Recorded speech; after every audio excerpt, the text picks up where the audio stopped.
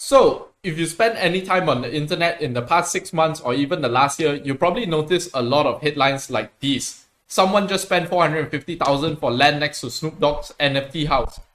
Four metaverse projects just sold 106 million in virtual land in the last week. Virtual land sells for nearly 1 million. And last but not least, a plot of digital land was just sold in the metaverse for 2.43 million, more than the cost of most homes in New York City and San Francisco. And what does all this mean? Does it mean you should break out the piggy bank or even invest your family's life savings in digital real estate because you don't want to miss out and you don't want to be left FOMOing into it later in the future? So hate to be the party pooper, but today and in this video, I'm going to talk about why most digital land or metaverse real estate will be worthless, right?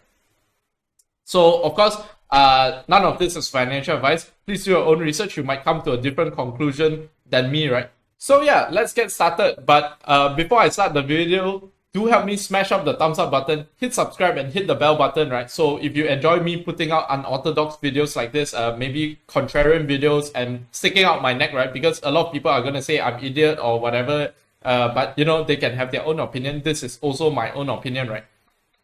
So yeah, would really appreciate if you smashed up the like button. So let's start with what scarcity means, right? So scarcity means there must be a short supply relative to demand, right? Just think of why land in New York City or maybe buildings in New York City, since there's probably no more land there, is more expensive than land in maybe Antarctica or Alaska, right? And the very simple reason is scarcity. More people want the land in New York City, and in the land in New York City, let's say per square foot can do let's say $10 in business, while the land in Alaska can do 10 cents in business. So that is what is the primary driver of value in real estate, right? So you know there are three key concepts in real estate which gives real estate its value, right? And the three key concepts are location, location, location, right? So that's the first point. Think about it properly, like what really gives real estate value, and you come to this, right?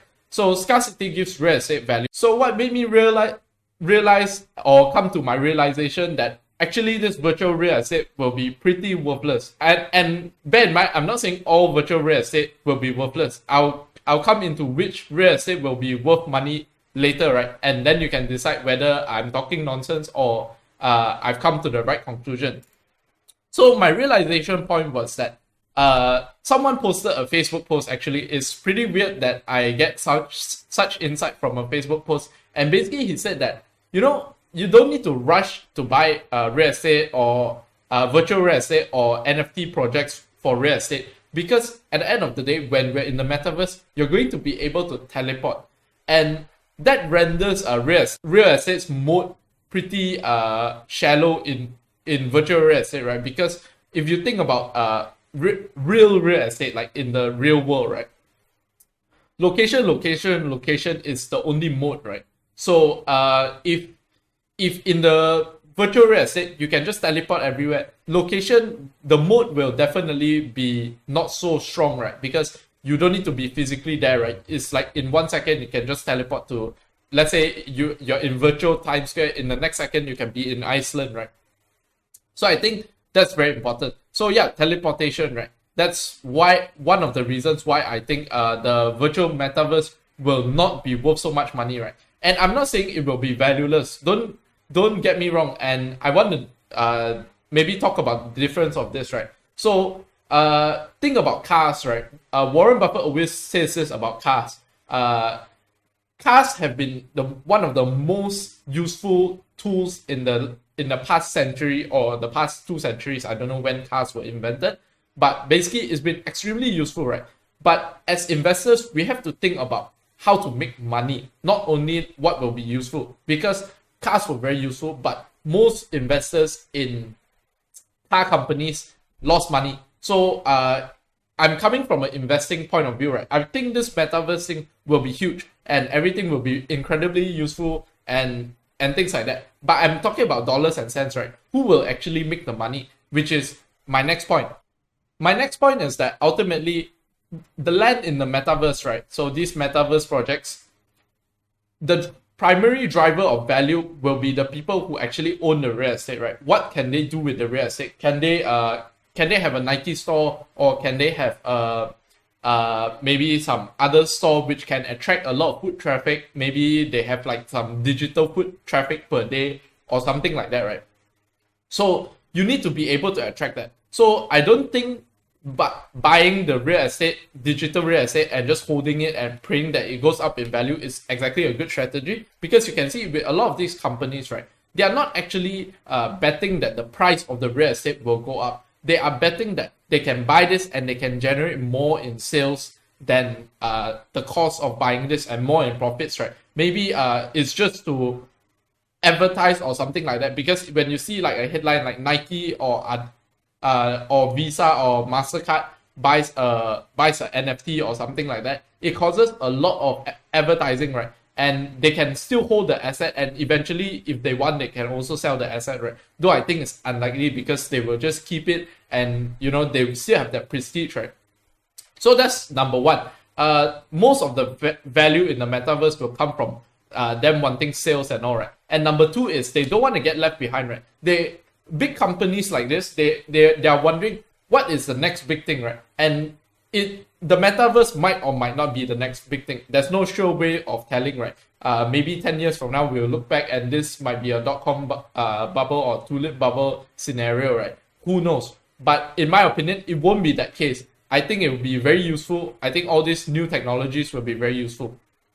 But yeah, what's the second thing? They don't want to get left behind. So what if this is a new big thing? No problem if they have like few $1 billion and they spend 10 or 20 million dollars to just basically get some free advertising and also not miss out if this is the next big thing, right? So I think that's what the digital real estate will have as value, right? So it will be good if you have a business or something that you want to advertise and all, right? But it will definitely not be good if you just buy the digital real estate and hope that it goes up in price, right? Because remember, what gives real estate its value and basically its scarcity. And in the digital world, right, there is infinite amount of land. So there will be a lot of places where the digital land will basically be very expensive, and you'll probably be thinking, I thought you just said that all this digital land is worthless. As I said, not all of it will be worthless, but I'm saying most of it will be worthless, right? So I believe all this, like maybe the new digital New York City or digital Manhattan, right, will be owned by all these big companies, because they won't buy and pray that it becomes the new New York City, right? They will basically buy and make the waves, right? So I believe it's going to be a winner-take-all market, because everyone's going to be want to be where everyone is, right? So basically, all these big companies will buy up all this land, and maybe they form like some conglomerate together, and basically that place will be very vibrant, will generate a lot in sales, will basically have a lot of advertising potential, right? All that good stuff, right? So yeah, next I want to get into who will actually make money, right? So I don't doubt that a lot of people are going to make money from this, right? Be it the speculators, but it won't last forever, right? So I'm going to say that who you can consider potentially investing in. So people like the Sandbox, basically their NFT project and land sale kind of cryptocurrency, right? So whether they are overpriced currently or not, I'm not asking you to buy it currently, right? So do your own research, right? This is not really something I'm interested in investing in, but are like potential candidates, right? So people who make and sell the digital real estate or these 4 metaverse projects will be good, right? So go do your own research, go find out what it is. They are like decentralized metaverse. Maybe you can even invest in Facebook for this. So yeah, the people who build the platforms for you to interact with are definitely going to make money, right? Just like cryptocurrency exchanges, they don't care what you're trading. You can be trading Shiba, you can be trading Doge, you can be trading whatever shitcoin it is, or whatever meme coin, right? They don't really care. All they care is they get their commissions and they get their basically fees for you trading, right? So I think another key concept that I want to talk about is actually investing, right? And basically, if I ask you to invest all your money in one stock or one ticker symbol, you'll probably tell me you're crazy. That's extremely risky. But if I ask you to invest all of your money in yourself and in your own business, right, you probably tell me that's not very risky. And I think that's very important to understand when investing, right? Because all of these companies that are basically investing crazily into all this virtual real estate and all this, like the ones that are actually making the systems, right? So you can say they're all in or what, whether their founders are all in, I don't know. I think there's a high chance that a lot of them are actually all in, right? Like if these companies go bust, maybe they need to go find something else to do, right? But I think the very important point is they get to control their own destiny. They are the ones that make the waves, right? So they they don't feel like it's very risky. And let's say Jeff Bezos, when he started Amazon, does he think it's very risky? If he thinks like, okay, I'm smart, I know what I'm doing, I know that, you know, there's a need for this or there's demand for this, and he knows he can control his own destiny, then it really lowers down the risk level, right? Because from the outside looking in, you might think it's very risky because you're like saying, oh, you're going all in on something, right? But if you don't go all in on something, you cannot build like the business Jeff Bezos has built, right?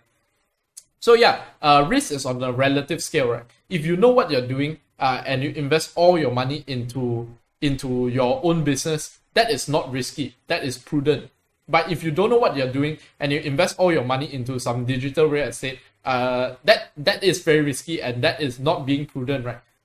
And that's how I see a lot of these projects will make money. But at the end of the day, you have to ask yourself, right? Is this a market you want to play with? If I tell you, you go to a casino and there is a high chance of you losing money. Let's say I tell you there's a 95% chance of you losing money.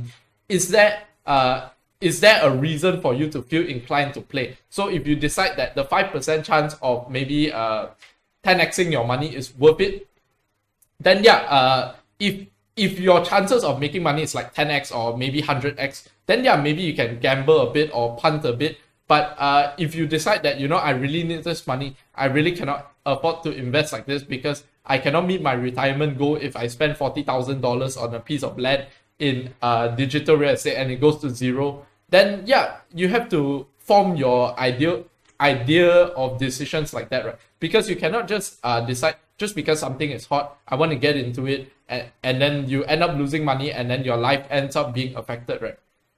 So yeah, I would say that if you want to invest in all this, make sure you know what you're investing in first of all. Maybe you can do your own research, follow the big guys. Maybe you can manage to scoop up some land near the big guys, and then when they make the waves, you ride the waves, right? But basically, what I'm trying to say is the people who will really make money is the people who make the waves first of all, and second, the people who basically sell the land in the first place, because someone has to make like all this digital land and all this digital concept, right? So yeah, that's about all I wanted to share today. If you did enjoy the video, do help me smash up the thumbs up button, hit subscribe, hit the bell button, and with that being said, have a comment below also, right? Do you think I'm right? Do you think I'm wrong? Maybe you think I'm a psychopath or something, right? So yeah, with that being said, have a fantastic day ahead and peace out.